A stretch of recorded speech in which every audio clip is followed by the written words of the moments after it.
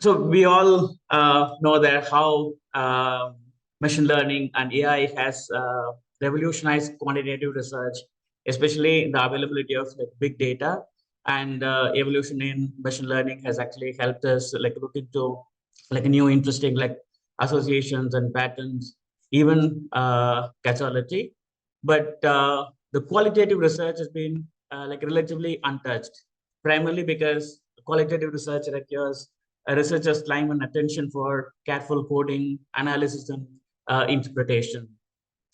And for this reason, qualitative research has always been, or also using like small sample like interviews, and was using like inductive reasoning for a generalization from a small case or like a from single case or a few cases to a generalization or a theory. And it has never been kind of claiming statistical representativeness. So qualitative research has always been staff time intensive and expensive as well. And but here the new changes or new developments in machine learning and AI methods can change a lot of that. So we are going to explore here. Julian and Ashwin here with us are going to share an interesting case study of how this new methods like say generative AI can help us do qualitative analysis, qualitative coding in a more efficiently and also in a cost-effective like manner. And I'm also looking forward to them kind of taking us through this interesting case and show us how qualitative analysis can be done at scale, how cost-effective it is, and also how it can help us answer some of this quintessential like why and how questions at scale. So before I hand over the platform to Julian and Aditya, a few housekeeping like announcement. Please use the chat box to post your questions. I will moderate the questions towards the end of the presentation where Aditya and Julian can answer the questions. And I'll also quickly introduce our like speakers. Julian Ashwin is an assistant professor in macroeconomics at Maastricht University. His research interests include economics of longevity, expectation formation, and natural language processing methods. He has a PhD in economics from the University of Oxford and has previously had positions in the London Business School and Stanford University. So Julian will lead us off into the core concepts and methods that they've used in the paper. And Aditya Chhabra is a research consultant at the Development Economics Research Group at the World Bank. And he's also a chief data scientist at Kenpath Technologies. So the World Bank, Aditya applies NLP and machine learning to scale qualitative analysis in refugee studies.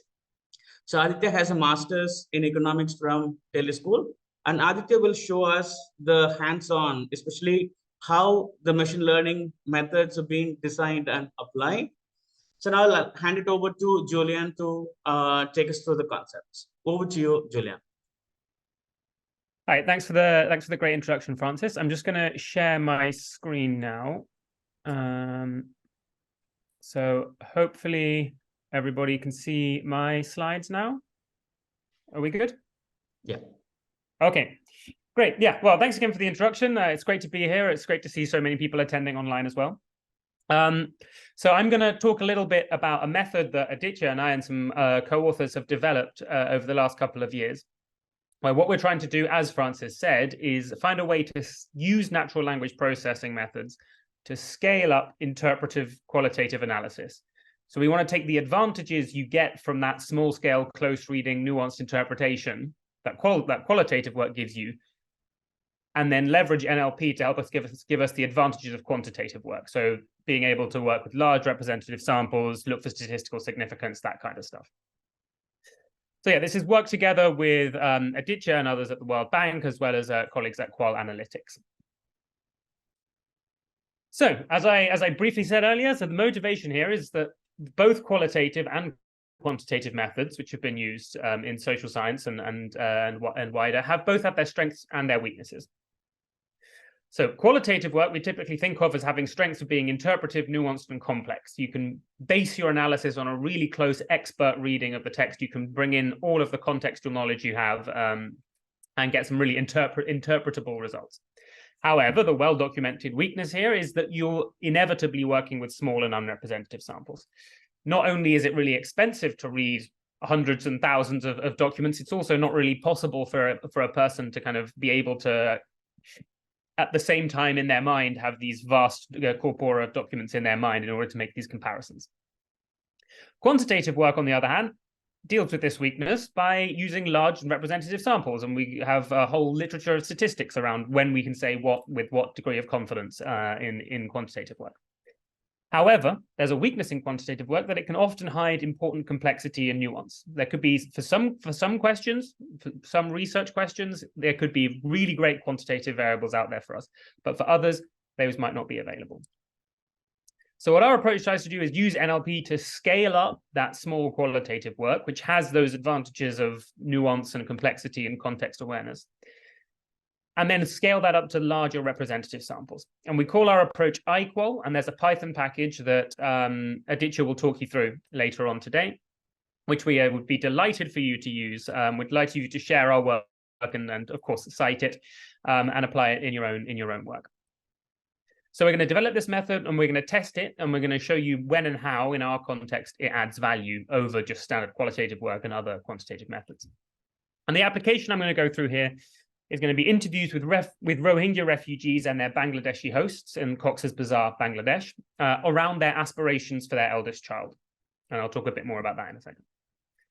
So yeah, the data we're going to be using for, I'll just give you a quick summary of that, but the focus today is really going to be on the method rather than the data. So think of this as a case study rather than a substantive point that we're trying to get across today around aspirations.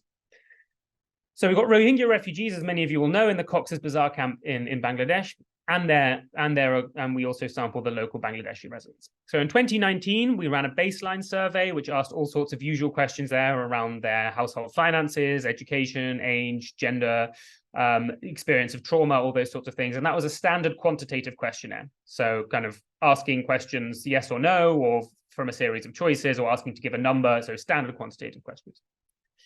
But then later on, we did 2 rounds of open-ended interviews around parents' aspirations for their eldest child. So in 2020, we did around 1,000 10-minute interviews with the household head on aspirations. And the key questions we were asking there is, what are your goals for your children? And then what steps, what plans do you have to achieve those goals? So those are the kind of the 2 questions we're trying to get at. But these were open-ended, back and forth interviews, not just kind of an open text field in a structured survey. It's a lengthy open-ended conversation. And then in 2021, with a further 2,000 households, we had a 30-minute interview which touched on aspirations again, but also went on to other topics around belonging, discrimination, and well-being, which are topics that we'll be analyzing in further work. So from each of these rounds, we annotated around 400 interviews from each of these rounds according to a coding tree that was developed in a standard qualitative way. So I won't go into a lot of detail on the nuts and bolts of the qualitative work. I'm kind of going to take that for granted here. But if people have questions on that, very happy to go into that in more detail.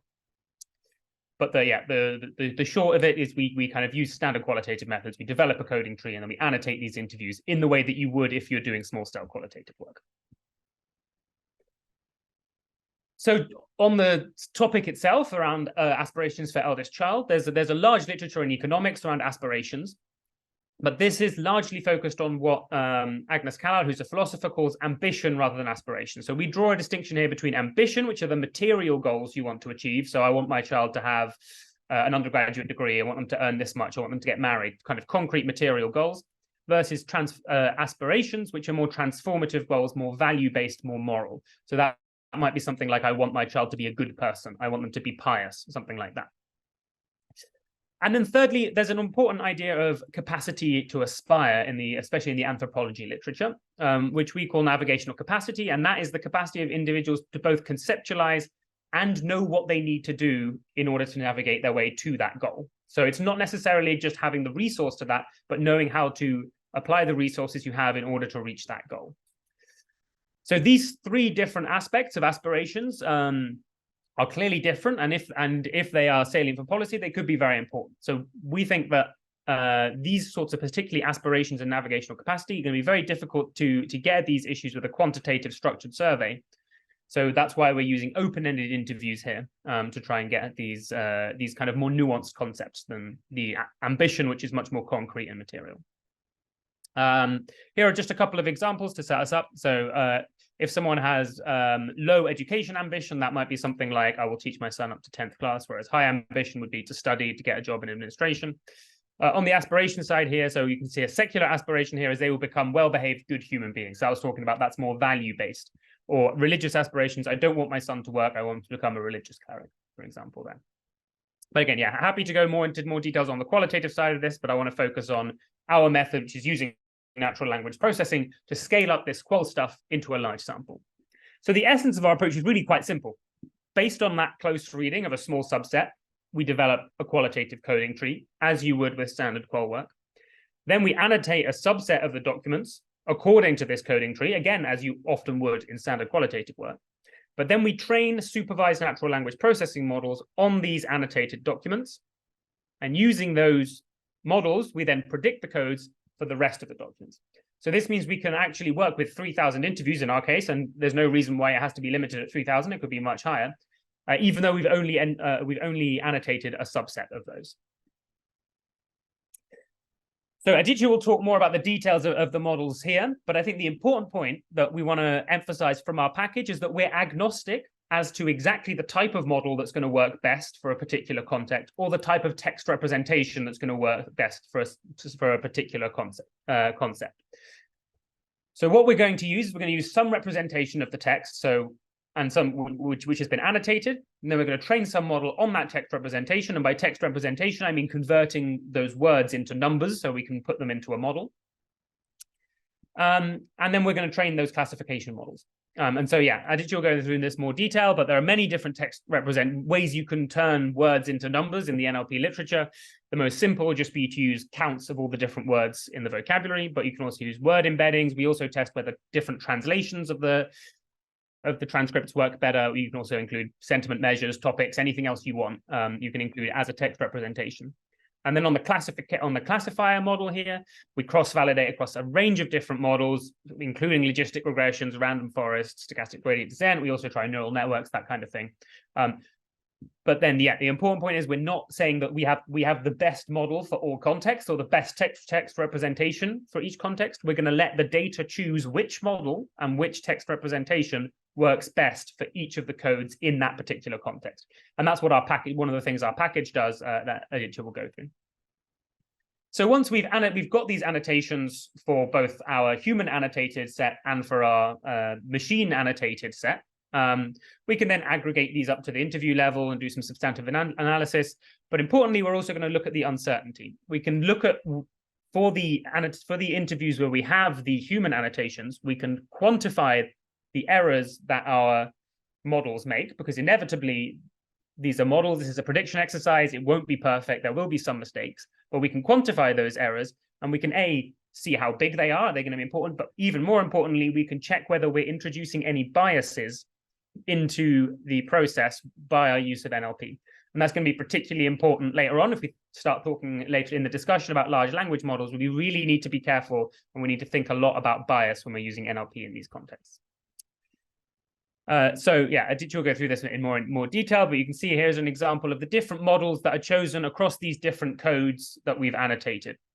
So you can see, for example, for aspirations religious here, most of the time here, the random forest classifier is chosen, but also sometimes we use this support vector classifier, and sometimes we use a logistic regression. We also vary which language we use, whether we include questions as well as answers in the text representation, but we really let data speak for itself here. So once we've got our enhanced sample, as we call it, when we've got both our human and our machine annotations, what do we care about? At what point do we say that this is added value, that this was worth doing? So there are three different types of tests we want to perform here. First is looking at bias. So do we introduce any biases through our machine annotation? Second, we want to look at efficiency. So we've introduced an extra source of error because our models won't be perfect. They won't be predicting perfectly. So there's an extra error. is that extra error so big that it's no longer worth doing, or are we gaining more information? Are we making our estimates more precise through this process? We can test that as well. And finally, on the interpretability. So broadly, there are two ways you can interpret the phrase interpretability. One is just, what do these variables actually mean? And I think there we lean heavily on the advantages of qualitative work. So because our annotations are based on a close reading and a standard qualitative analysis, we can interpret what these variables mean very well. We know exactly what these variables are supposed to be. And then secondly, interpretability in a statistical sense, we can also test whether our enhanced sample allows us to identify interesting relationships between, for example, the characteristics of interview subjects and what they're saying that we weren't able to identify statistically on just the human annotation. So yeah, very happy to go into more detail on these individual pieces later on, but in the interest of time, let me skip forward to give you some example results that our method can give you. So what we're doing here is we're doing some simple regressions of the presence of one of these codes on various interviewee characteristics. So in this case, we're looking at whether or how much an interview subject talks about their secular aspirations or their religious aspirations for their eldest child. And you can see here the various things we've got on the right-hand side, whether they're a refugee, the number of children they have, whether they're female, their age, their education, those sorts of things. In particular, I want you to focus on these first two columns here for secular aspirations and the coefficients on parents' years of education and whether the eldest child is female or not. In the first column here, we're looking at the much smaller sample. Here, we're looking only at the human annotated set. And here, we're looking at the larger sample of our enhanced sample. So this is with the machine annotations. And what you can see here is that although the sign and the magnitude of the coefficients don't change, which is a good sign for us because we don't want to introduce a bias through our machine annotations, the level of significance, so our standard errors, has increased a lot in both cases. So this tells us that we're not introducing a bias with our machine annotated sample, but we are able to make more precise statistical claims because we've got this bigger sample. Our standard errors, if you will, are now tighter, but our estimates are not being biased by the fact that we're using these machine annotated samples. So to visualize this kind of visually here, so this, if we look at just the bottom left panel here, so this is that same coefficient. So it's the coefficient on whether your female child is your eldest child is female, on how much you talk about secular aspirations. In blue here, we've got the distribution of that estimated coefficient, that effect. We're looking at the confidence interval of that coefficient in the human sample. So you can see 0 is here. In the human sample, we've got very, very wide confidence intervals. Because we've got such a small sample, we can't say anything statistical with any level of confidence.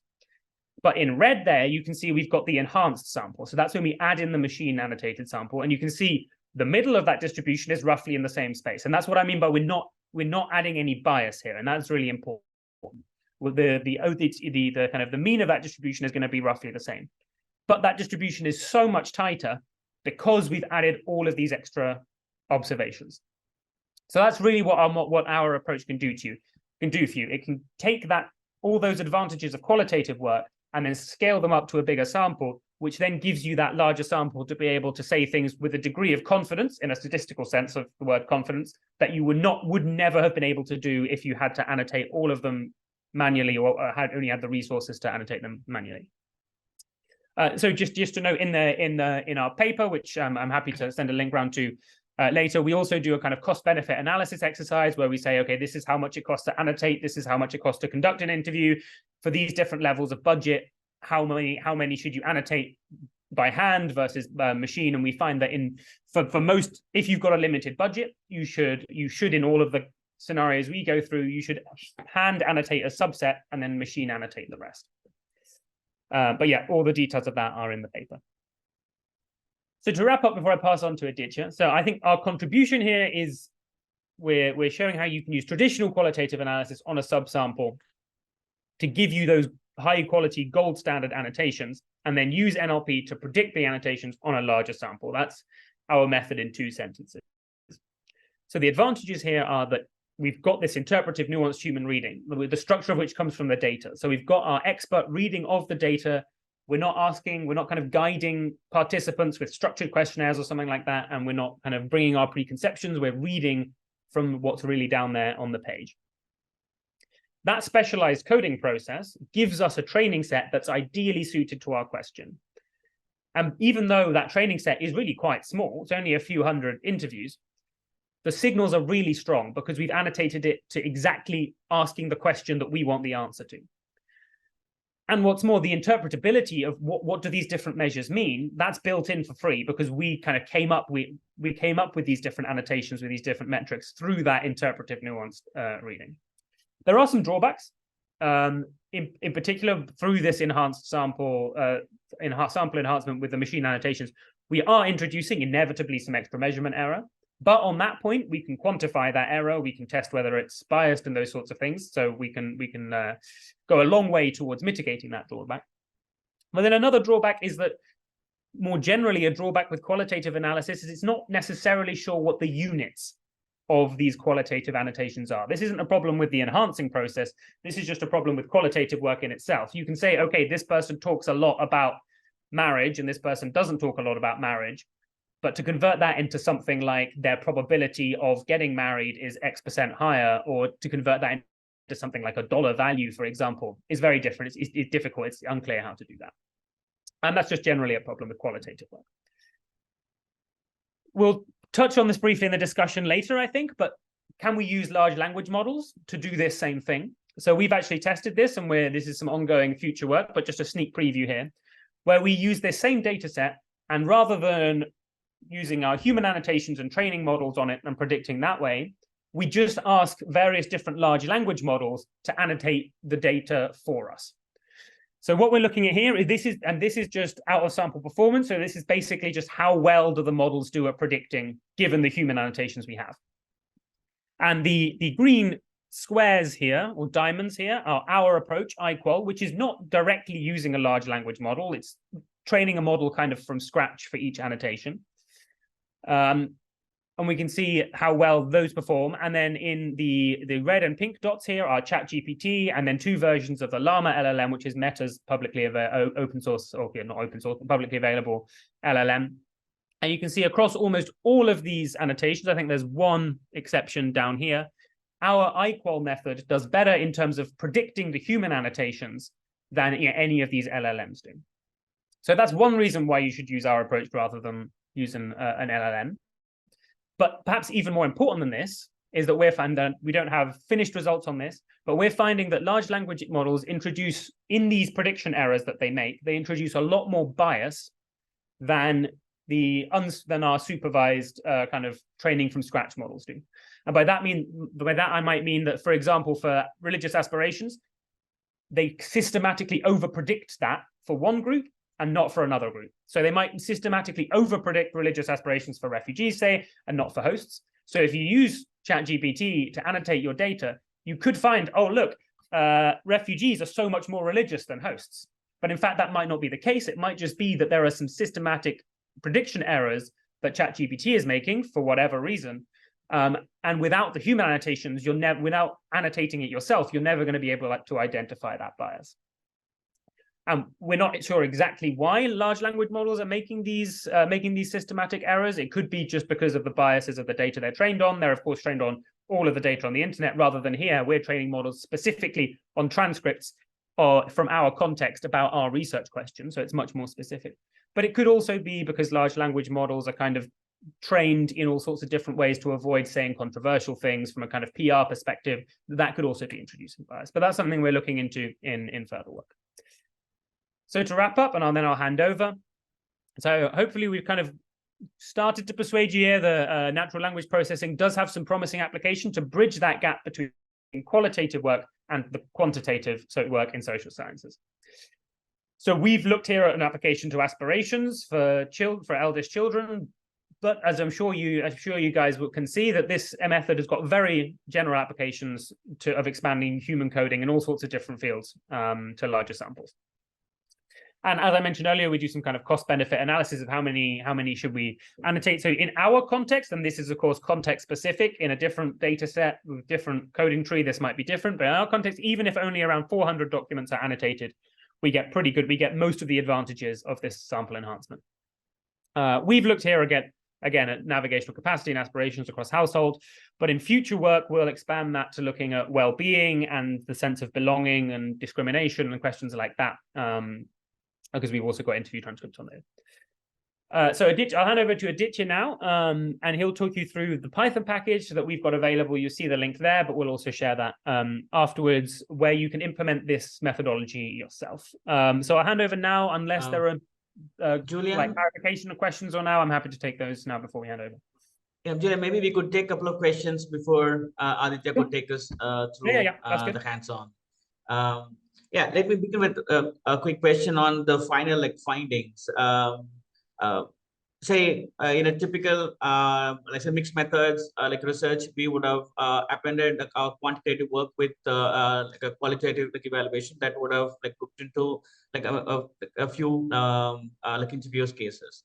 But here in your final findings, like what do you think is actually the difference, like your quantitative analysis that would have missed, which your qualitative like qualitative work at scale had actually brought to light? Yeah, so it's a great question. So I think the first part of could you? So I guess the question boils down to, could you answer these same questions with pure quantitative work without doing any qualitative analysis? So, and I think on that question, I mean, maybe for some of these points you can, and in fact, for something like ambition, which is if your question is how many years of education do you want your child to have, that's a very quantitative kind of suited to quantitative question. You can ask that question. You can say, okay, I want 5 years and they want 10 years or whatever, and that's going to work quite well. But if the question is, how are you planning to go about achieving that goal? And within that, you need to assess whether their plan is realistic. Doing that through a quantitative question is much more difficult. Similarly, with something around the aspirations, like do they have secular aspirations that we're distinguishing from ambitions as kind of being a value-based rather than a material thing? Asking quantitative survey questions around that might be possible, but finding the right ones is going to be very difficult. Furthermore, I mean, when we go on to the work we're looking at now is around belonging and discrimination. If we ask someone to rate kind of how prejudiced they are on a scale of 1 through 10, we're going to get a very different answer than if we have a conversation with them and then afterwards, through a close reading of that conversation, try to identify whether they're prejudiced. So I think if the question you're trying to address is something that you can easily design a quantitative question around, or a quantitative survey, or even you can directly observe, then go ahead and do that. That's you should absolutely take that approach. But there are certainly going to be questions which are important to us as social scientists, which is going to be very difficult to design that question. And even if we could design that question, exactly how to do that is going to take a lot of work and testing and piloting and that kind of stuff. And then it might, anytime you ask any question, but particularly in a structured quantitative questionnaire, that framing we know is very important. And maybe we want to get away from that and we want to have a more open and honest kind of open-ended conversation. And that could give you different results. So I think really it's going to be whether this qualitative work and this scaling up of qualitative work adds value is going to depend on the context. And if there's a great way to do it quantitatively without doing this, fantastic. But I do think in a lot of cases that won't be possible. Julian, there is also one more question from the floor. You mentioned that a subset of the data was analyzed by human coders. What disparity did you see between the LLM generated classification versus human comprehension? Yeah, great question. So, I mean, well, by far the biggest one is that the LLMs just over predicted a lot across all codes. So most of the codes we have here are quite sparse because we're going for very specific, quite nuanced concepts here. And an LLM just kind of, I guess there's a kind of natural inbuilt tendency to kind of equivocate within LLMs, partly because of the way they're trained. So they were kind of putting positive annotations not positive in the sense of 1 rather than 0, in a lot more cases than the human codes were. In terms of that's maybe that's something that one could correct. But I would also say that in order to identify the fact that they were over predicting, we needed to have these human codes to compare it to. If we had just purely relied on ChatGPT, we'd have all of these annotations, and we wouldn't necessarily know that they're over predicting compared to what we would expect, to what we would want. In terms of over predicting for certain groups, refugees versus hosts, so we're definitely seeing that there are differences there, but we haven't analyzed the data in enough detail to I don't want to kind of come out there and stake a claim on that particularly. But there are things around like the way that refugees and hosts, for example, answer questions that mean that for some groups you're over predicting, whereas for other groups you're systematically under predicting. But yeah, exactly how that looks like, we're still working on what that looks like, and the explanation of that, the mechanism behind it. Again, can't say anything too firm about that now. But again, I'd emphasize that we're only able to identify these biases because we've done the human annotation. If we hadn't done the human annotation, we'd have all of these ChatGPT annotations, and there would be these biases in them, but we wouldn't know. And so then I think there's quite a dangerous road to go down there if you just purely rely on the LLM here. And we've showed that there may well be biases, but unless you also do the human coding, you're not going to be able to test that. Once you've done the human coding, why not go ahead and train a model on those human codes? Yeah, thanks, Julian. And I'm sure like most of the coding, that human like annotated coding is informed by theory. But Absolutely. yeah, you may also like want to look at the context, like semantics and cultural factors that might kind of give us a very more nuanced like codes. But for example, this ChatGPT, which learns from the text, might be able to use the context and semantics much better than human coders who are informed by the theory. Right, that's something really interesting to explore in future work. Absolutely, yeah. No, and I think that the context and the theory is that's a really important difference between the human coding and using these large language models, because a large language model has the context of the entire internet worth of text, which in some way, in some context, is great. It means it can talk on a very, very wide range of topics. But actually, if you're asking a very context-specific question, then it might be actually a drawback to have a model that's trained on such a wide range of text and all of the various kind of biases that are just inherent within what happens to be on the internet. But yeah, indeed, yeah. So it's definitely something that we are and will continue to look into in more detail. Thanks, Julian. So we'll come back to you. There are more questions on the methods. Now, Aditya, so most of the audience here who are qualitative researchers who are comfortable in, say, the human coding processes, coding validation, checking like intercoder reliability, and so on. But we're all quite like interested in understanding how exactly this natural language processing methodology trains like a model, predict the codes for the rest of the sample, and also like what are the processes or steps that you followed in creating this machine coded sample. So over to you for taking us through the hands-on. Thanks, Francis. I'll start sharing my screen. And so the idea is I'll give you a brief overview of iQual. It's the method we developed over the last 2 years, how we came across this, how we sort of started developing this methodology, what it entails, how you can sort of apply it on your own data as well, right? One thing that's missing in this table of contents, by the way, is how you can prompt an LLM. Perhaps that might be useful for you to test as well. So one of the core concepts that Julian touched upon was that our model is, our package is agnostic to the actual model. So this came to be as we started sort of testing different sorts of models, and we saw an improvement in certain codes, and we saw some models perform better for other codes. We decided to take an approach where we try not to presume anything about which model works best for a particular type of code. So in that, our iQual system is agnostic to the type of model. And we sort of achieved that by integrating it with all the major Python packages that you would otherwise use for experimenting with these sorts of models. So it's built off of scikit-learn, which if anybody who's familiar with Python and has worked in machine learning would be very familiar with. So it offers customizable pipelines, and you can essentially integrate scikit-learn based methods, spacey models, sentence word models, etc. And so this is the basic structure of the model that we have, right?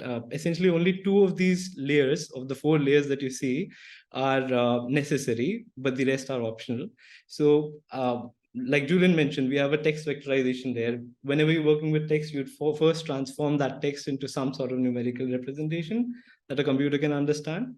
And we integrated it with scikit-learn, with Spacey, that offers sort of light models, embedding models that work with English text at least, and sentence transformers, which are essentially word embedding models transformed into sentence embedding models. And we also have a method where you can essentially pre-compute embeddings, these vectors for text, and load them, whether it's from OpenAI or any other closed system that you may have. Right. Then the second step is it sometimes might be useful for you to transform the feature, standardize it, normalize it, or reduce the dimensionality of those numbers, of those new very large numerical vectors, and then finally feed it through a binary classification layer.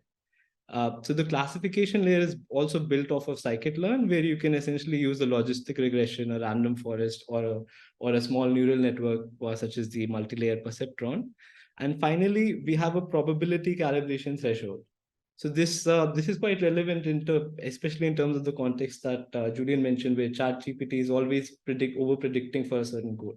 And we're working with very imbalanced data sets where you'll find positive annotations being very sparse, maybe occurring only 5% or 10% of the time. Right? By default, any of these models would set that decision threshold at 0.5 at a 50% probability, whereas our model can automatically calibrate the best possible probability for that. So installation is easy. It's a Python package, pip install iqual, and you can get started with that. And this is what a basic model looks like, right? With under 5 or 6 lines of code, you can instantiate a basic pipeline using scikit-learn. And as you can see, this pipeline looks very similar to the diagram that I showed earlier. There's a text vectorization layer, there's a scaler, there's a classifier, and a threshold sort of management thing. And you essentially only have to define which columns you need and what sort of models you want to use for it. And you have a model that's not fitted yet, but you can fit it with your data and start predicting right away. But I'll show you how you can sort of go about customizing this model with different frameworks, different sort of embedding vectors, etc., and so on. Right. So first you create this template, just import the class and initiate the model. Then, so this is how you would use a scikit-learn method. You just define you just name the type of model that you want, any additional features, any additional arguments that you would need to sort of initiate that model. You can also use the sentence transformer model, an MPNet, which is a Microsoft-based embedding model trained on a very large amount of data. You can use a Spacey, or you can use, for instance, an OpenAI vector that you've saved already, that you've pre-computed and saved. Then this is how you can sort of transform these features. You can standardize it, use a PCA or a UMAP method to reduce the dimensionality of these vectors. And you can use a logistic regression or any sort of method from scikit-learn to develop that. And finally, you define a threshold, and you can define the metric that you want the model to optimize. So for instance, we're using an F1 score, which is especially good when you're working with imbalanced data sets. Right? And you compile the model and you get this basic template of a pipeline. Now, what's interesting now is that you can essentially define all possible combinations of models in a separate dictionary of sorts. For instance, here I can define 2 models from scikit-learn, account-based vectorization, a TF-IDF-based vectorization. I can list some features that I want these models to iterate over. And optionally, so this is one of the diagrams that Julian was showing, where we allow the model to select whether to use the question or both the question and answer. So this doesn't have to be limited to just a question and answer. It can be 2 different sorts of text variables that you have. Perhaps you, for each individual, for each dialogue, you have different sorts of text variables. You can allow the model to pick one or the other every time. Right, and let me go to and here's a sentence transformer model. So all you have to do is define a list of models and sort of pass it in the parameters. Now let me show you how you can train after a very heavy configuration such as this. Right, iQual offers you a way to sort of create all possible sets of unique combinations using this. So essentially, based off of all the parameters that we defined in the last steps, there were 882 different unique model combinations that were possible. And you can iterate over all of those essentially, and the model would automatically select the best model that works for a particular type of code. So as an example, I'll show you some of our data, just a sample of our data and what it looks like. So even if you're working on a task similar to this, you would have a human coded sort of data frame and a data frame without any annotations, right? So this is what a human coded data frame looks like. You have a question, the question by the interviewer, some answer by the respondent, a code, for instance, the religious aspirations and high ability assigned to these codes to the dialogue by an interviewer after a careful reading of the interview.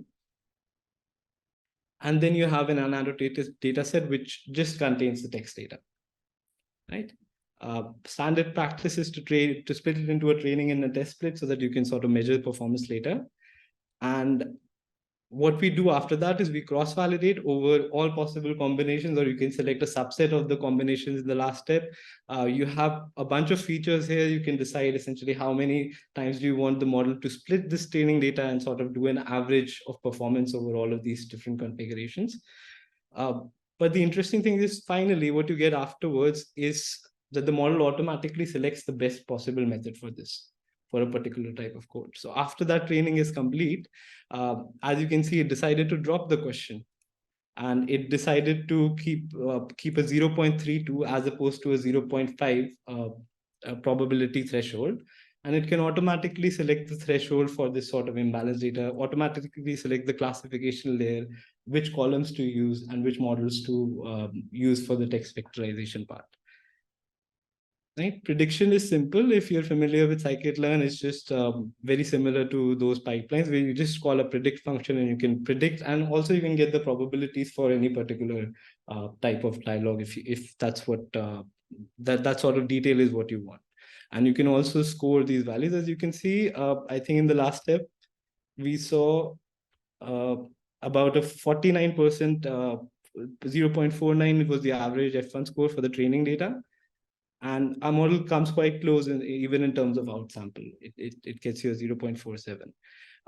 And the accuracy score here is 0.95. And I believe Julian touched on this class, so I won't spend a lot of time. But as you can see, for some of these codes, a particular embedding model might be better. For instance, I can see if you can follow my cursor for marriage, the model selected a very complicated multilingual embedding model almost all of the time. But it might be different for other codes. For other codes, maybe all you need is a TF-IDA for account vectorization thing. And that outperforms a more complicated embedding model or a more complicated neural network, right? So that's the idea. A more complicated model might not always be the best choice for your use case. So tests. So essentially, I think Julian showed you gave you a brief overview of how what bias looks like. But I'll show you how you can use this sort of framework to run that bias test on your own data. So what you need is the enhanced data, the combination of machine and human annotated data, and you need some known household or individual characteristics, whatever sort of data you have. You combine that and you define a list of household characteristics that you want to test with, and the list of annotations, the codes that you have, right? Sorry, I missed this part. So all you have to do is from an iQual, you have to import the test module and run this very simple code. Oops. Sorry, I think I paused it. Yeah. So what that does is it runs a regression. I'll show you the regression equation specifically. It runs a regression that you can access, and essentially you can see all the very detailed results for it. But for instance, for a code such as religious, it will essentially check how often it will check against all of these household characteristics what the prediction error was. It will see if all of these household characteristics are jointly significant in predicting the prediction error by the model, right? And as you can see, for some codes it might be higher, and for others it might be lower. So there's no way to actually know that before you actually train a model and do this sort of test. Right. And yeah, actually before time. Yeah. So I'll speak a little bit about how we've used LLMs for prediction. So the idea was to give the model as much power in terms of being able to predict, give it the advantage that it would otherwise have, right? So the idea is to first give it a very elaborate instruction, an instruction that's similar to what the sort of instruction we would give to a human annotator otherwise. We explain it when to code, when to use this code, when to apply this code, when not to apply this code. And secondly, we give it a few examples. So that's what's meant by few shot learning and chain of thought prompting. The few short examples essentially means that you're giving it a few examples just to give it an idea of what's working and when it should apply that code and when it should not. It's the closest an LLM can come to a supervised sort of training model in this context, right? Chain of thought prompting is a very powerful technique where you sort of explain the where you try to nudge the model to sort of first provide an interpretation, first reflect on before assigning the final label. So we do that by giving it examples where the examples are designed to do exactly that. So essentially now if we give the model a snippet of a dialogue, it will respond in this format exactly. It will first provide an interpretation similar to how a qualitative researcher would, and then finally assign the label. So this improves the performance of these models slightly. But as I think Julian showed you another version of this, a similar version of this, where we tested with the new Llama 2 model, we tested with ChatGPT and we tested with iQual, and it's quite clear, at least in the early results, that if anything, these models do show higher bias, despite all of the advantages, despite the elaborate prompting and the examples that we provided with, right? I think I'll skip this slide for now. I think Julian went through something similar, right? And yeah, so that's about it. I think there are quite a few more examples, more detailed examples of how you can use and replicate some of the methods. I only went through the bias test, but there are a few more tests available on GitHub, which you can access on this link. And please do cite the paper if you actually decide to use the package as well. Thank you. Thanks, Aditya. For the floor, there are a couple of questions, especially are you running a more detailed training course on using iQual, where we would be able to find more information on this? So you can find a lot more, I believe there are about 10 to 12 notebooks, very detailed notebooks on GitHub. If you go there, there's a documentation page as well that will guide you through all the code and what the output should look like. But yeah, I'd be happy to assist anyone if I think the best course of action here would be that the person can sort of create an issue on the GitHub page itself, and something that would help everyone else as well, right? If there's a doubt or an explanation needed. Sure. So there's also another question on can iQual ensure generalizability of qualitative data on census like data collection processes? On census, I'm not clear what they mean by that. Probably rather than looking at just a baseline data that you have collected, would we be able to use this on a secondary data sources, really large data source, Yeah. like census?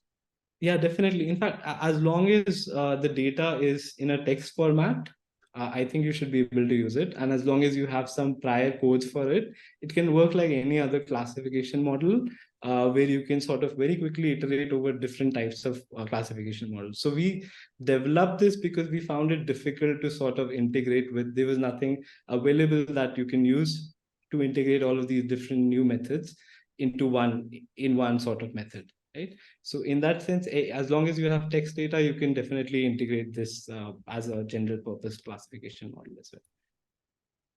Yeah. Thanks, Aditya. There's a question for Julian. Julian, you mentioned that LLM model over predicts and having human coding on the sample can help understand this. Could you elaborate on some of the rule of thumb on human coding? So what's a subset that we should keep in mind? How did you determine this? Yeah, so I think rules of thumb are difficult because these things are going to be context dependent. So if the bias that let's say ChatGPT overpredicts slightly for men, for example. If that bias is very small, you're going to need, like in terms of magnitude, you're going to need quite a lot of human coded interviews in order to be able to reliably identify that bias. Whereas if it's very big, then you might be able to just from like a handful of interviews be able to identify that. So and the flip side of that is if it's a small bias, then maybe it doesn't matter so much. So I think in terms of a rule of thumb of how many, I'm very reluctant to give something without a context there. I mean, what we find in our context of these on this topic is that, I mean, we did annotate 800, but actually most of the benefits from our method comes after 400. You kind of have diminishing returns, but that's really on our method. So if you want a number, I'll give you the number 400, but I would put very, very heavy caveats around that. You might need much, much less if it's a simpler question you're trying to answer, but you might need much more. It really depends. And in terms of the interaction between that and ChatGPT, I think that's a similar thing that, you might need, if it's a very small bias, you might need a lot of annotations in order to be able to identify that. But I mean, so what I would say is certainly a couple of hundred is going to give you a reasonable approximation of whether there are very large biases. But then if what you're identifying is very small subtle effects in very, very, very big samples, it might take quite a few human annotations to be able to rule out that that's not because of bias. But yeah, sorry, I can't give you a more precise answer without more context. Well, in our context, what we did was we conducted all of these interviews and we created this method afterwards, right? But one thing you can always do is you can start your surveys, you can start your interviews, start annotating a few and run the models and see whether this is adding enough value. If not, you can perhaps go back and sort of get more data. That's true. Yeah. So if you've got the ability to either annotate more or conduct more interviews, then you can kind of, this can be an iterative process of saying like, oh, we're not quite sure what's going on here, so we need some more interviews. That's definitely would be a good pipeline, a good way to approach this. Yeah, I'll put it differently. In most of the cases, when you're working on a very resource constrained setup, if we have to do lesser number of data collection, like lesser number of samples, would you recommend reducing the human coded sample or the trained sample? Where do you think would be the that's where we kind of we put, so it's going to depend on what the cost is for you of doing these two different things. So we run some exercise with our numbers in our paper, and we show it. So if your budget is $15,000, you should do this. If it's $30,000, you should do this. If it's $10,000, you should do that, based on how much it costs us to conduct an interview and to annotate an interview. Because of course, conducting obviously costs money, because someone needs to conduct it and then it needs to be transcribed and blah, blah, blah. But then annotation is very expensive, and typically the people doing the annotation are quite expensive people, because you want to have, in our case, it was our co-authors, so to some extent we didn't have to pay them, but this is valuable, potentially very valuable time. So then, what we found in our case is that, like, for most budgets, you don't want to annotate more than 400 if you're budget constrained. But again, it really is going to depend. It might be, in your case, conducting interviews super cheap because you can just piggyback off an existing survey, and it's a very short interview component. Then it might be good to just conduct as many of those as possible. Or if conducting the interviews is super expensive and you've got people who are able to do the coding, then I'd say that kind of try and weigh it up. And we sketch out in the paper a way in which you could do that assessment, which again is something, as Aditya was saying, you could do dynamically. You could say, okay, we've annotated this much, and kind of you can assess then, is it going to be a much more benefit to us if we annotate some more, or if we just gather some more and then machine annotate them. Thanks, Julian. There's one more follow-up question. Even with the small biases, will the IQL not extrapolate these biases to affect the socioeconomic context across geographies, especially in countries like India? This is diverse, and annotation itself might be cumbersome. Well, that's something we're very concerned about, and we very much check for that. And so, I mean, the the easiest check, the easiest kind of most intuitive check for that is just to look at the errors that the model makes where you have the human annotation, and make sure that those errors are independent of socioeconomic status or gender or whatever. And so that we can do, and there's statistical tests for that which work well. But another thing you can do is look at distributions or coefficients or whatever just on your human annotated, and then look at those for your machine annotated. And ideally, what you want is something like the picture I showed towards the end of my presentation there, that the middle of those distributions, if you're not introducing any bias, should be the same. So you can kind of do if you've got a particularly surprising result or whatever that's showing up in your enhanced sample with the machine annotations, but not in your human one, then there's a big reason to look more into that and why that's happening. If you do find that, then you can then look at, okay, what type of people is this? Are the errors being over-predicted here? You can even, and we didn't really talk about this much here, but once you've got your predictions, you can kind of try to back out, once you've got those predictions, which sorts of text features, which sorts of words are predicting the predictions, as it were. And so then you might be able to kind of dig in more detail if you're worried about bias in a particular case, to make sure, okay, the text features that are being used to predict this, are they really the ones that make sense here? But yeah, no, absolutely. I think that is the risk here, is that you magnify some small bias. And I think the steps that we take to try and avoid that, I think mostly deal with that. Yeah. We have 2 more minutes, and I'll read out the last question, the usual suspect. So one of the concerns around using AI tools is around the data safety and ethics. So could you please reflect a little bit on that? Yeah, so I think what the question is getting at there is that if you're like uploading transcripts to some public website, then they're no longer confidential. And yeah, I mean, absolutely, I think that is something that you need to be aware of, and that's somewhere where I think to sell our method, we can help you out there, because our method is not using some LLM that's hosted on some web servers and owned by some shady corporation. It is literally just using the data that you have locally and training the model locally on your machine. I mean, of course, you can speed things up by using a cloud server or whatever if your company or your data allow that, but you can just do this on your own laptop with your own data, and then be completely offline, and then those issues are going to be much less of an issue. I mean, I do think, Aditya and I, we've talked about this a little bit, because we do use ChatGPT for these exercises, mainly to show that ChatGPT isn't great, but we have to use it in order to show that. And so they do give assurances around, like, individual companies for their product will give this assurance or that assurance around whether it's private or not, or whether it's ever hosted somewhere else on a third party, blah, blah, blah.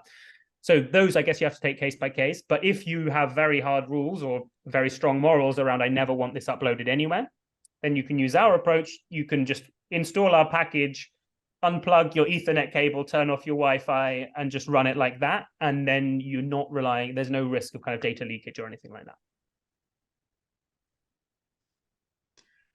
Wonderful. We are not on time. Thanks a lot, Julian and Aditya, for sharing a wonderful case with us and taking us through the practical implementation of your models. And thanks everyone for very actively participating and sharing your questions. Please stay tuned. We will be sharing some of the materials, like the presentations, in our social media channels. And Athena team is also working on using AI for some of our qualitative work in Bangladesh and India, and we'll also be sharing more information on that in our social media channel. Yeah, thanks everyone. Thanks everyone, and yeah, feel free to get in touch with us if you've got more questions. And our repository with the package is on GitHub, and the link and the presentations will be shared, and the paper is available as well. Thanks everyone. Thanks for